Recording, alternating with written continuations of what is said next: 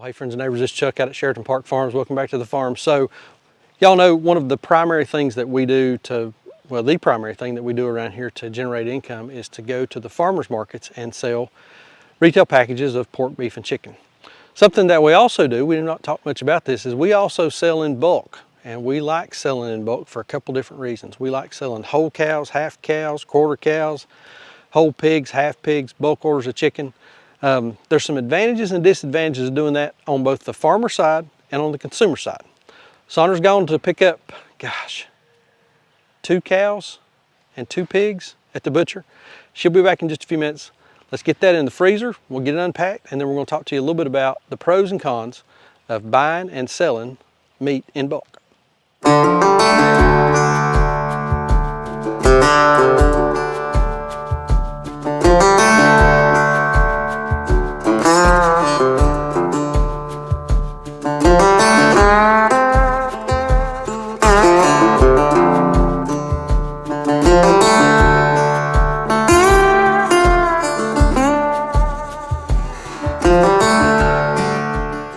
What have you got?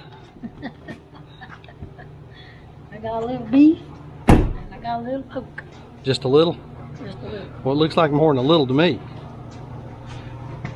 How much weight is all? Do you know how much this is? The last one that we showed on video was 1,714 pounds. I don't know yet. Don't know yet. I can find out. But we'll find out how much it is. Beef and pork. How many of each? How many pigs? How many cows was this? 2 each. 2 of each. 2 cows, 2 pigs. Do we need it? Is the freezer getting empty? The freezer is just about completely empty. Ain't that crazy? How much is any of this sold though? Yes. 1 whole cow and a quarter of another cow is already sold. Daggone. All right, well, let's get this unpacked, get it in the freezer, because you've been on the road for a little while with it. Let's get in the freezer and then we'll come back and we'll talk about selling meat in bulk. I think that's what I want to talk about today. Okay. All right, let's get this unloaded. All right, I know we just brought 2 boxes in, but kind of show them how empty this place is. So this is the beef cabinet. The only thing it's got is ossobuco, some beef brats, and beef bones. Out in the little freezer, there's 4 boxes of ground with 40 pounds each in them. 1 box of chuck roast and 2 boxes of meat. That's it for beef. And then pork, all of these are breakfast sausages and bacon. We just brought in 2 boxes of bacon. And then over here on the left, these are dinner sausages. And this is the shelf for cuts. And it's empty. And it's empty. That's crazy. Except for 1 bone-in loin roast right there. It's got the shelf all to itself. Yeah, and so this is all chicken. This is all chicken right here. This is our last box of breast, and it's 2/3 empty. This is leg quarters and leg quarters. This is all leg quarters. So all leg quarters. See how quickly the breasts go and the leg quarters stay. Yeah. But leg quarters are starting to become A little more popular. a little more popular in the last couple of Yeah, weeks. people are grilling them. Yeah. Yep. And we're out of whole birds. Say it again. We're out of whole birds too. Out, completely out of whole birds. I think we're gonna have 2.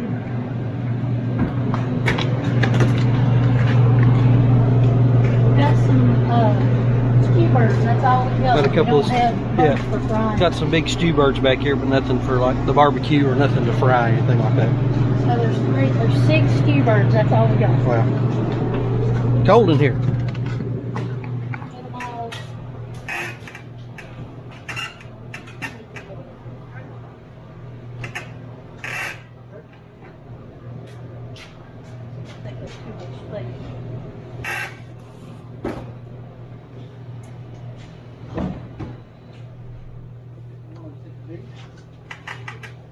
You want it down here? Here.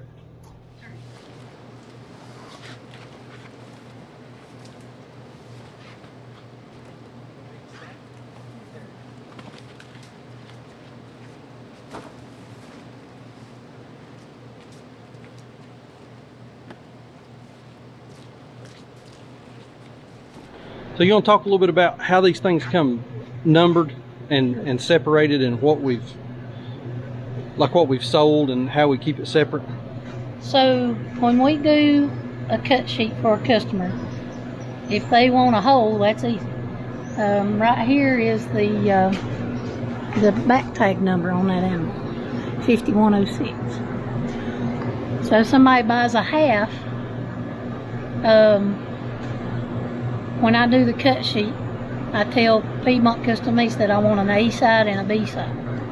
So like this cow, this is one cow right here, all these boxes.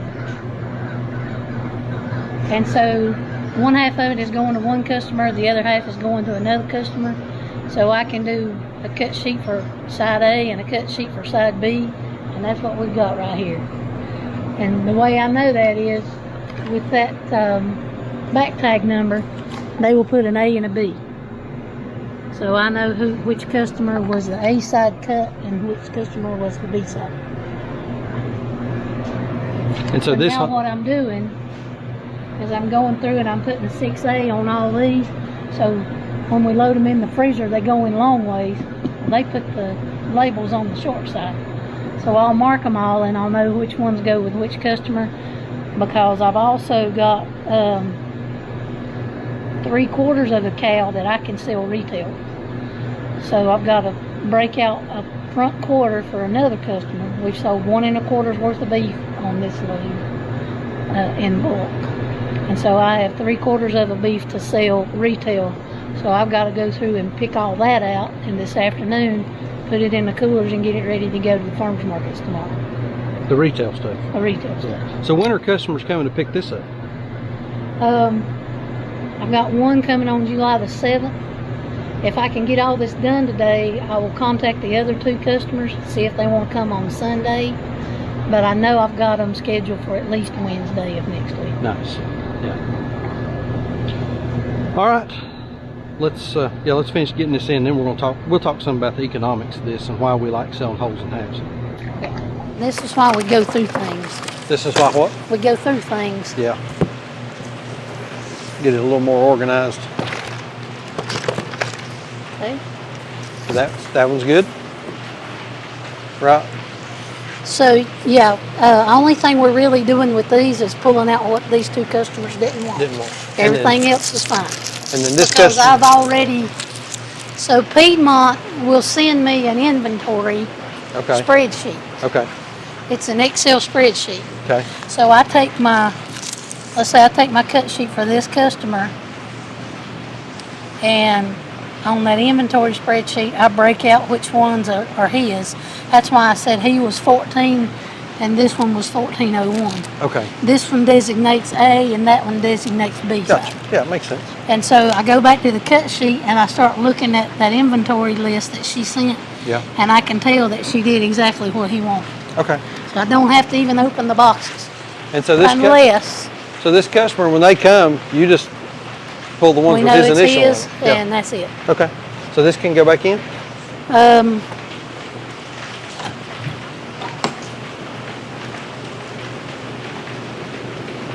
Yeah. Where do you want to put it? Well, that's the question. All right, well, you go over here and open the door and I'll just carry him. If you'll open the door and hold the door, I'll carry him. I'm going to have to go change clothes before I go in the freezer. Yeah, you're sweaty.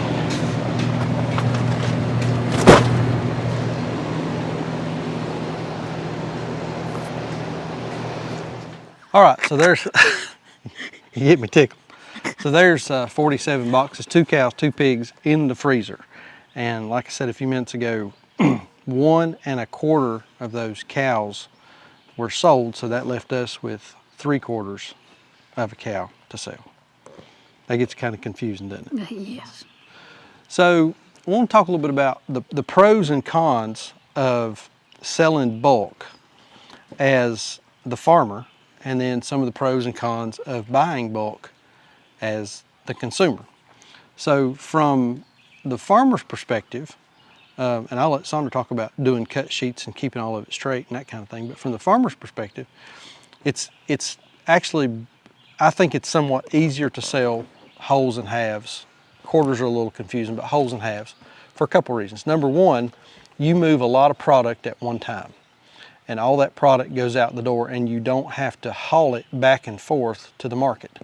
So for us, it's you get all your money up front. Yeah. You don't have to stretch it out over a longer period of time. You get all your money up front, and you don't have to pour as much diesel fuel on it, driving it back and forth. It also helps us if we have multiple animals that we need to move at one time. So if we've got 4 or 5 pigs, or 2 or 3 cows that are ready to go, we can go ahead and get those animals off the farm. It reduces feed costs, reduces labor, all that kind of thing. So from the farmer's perspective, selling in bulk, there's some advantages there. Yeah. Then on the consumer side, the buyer, it's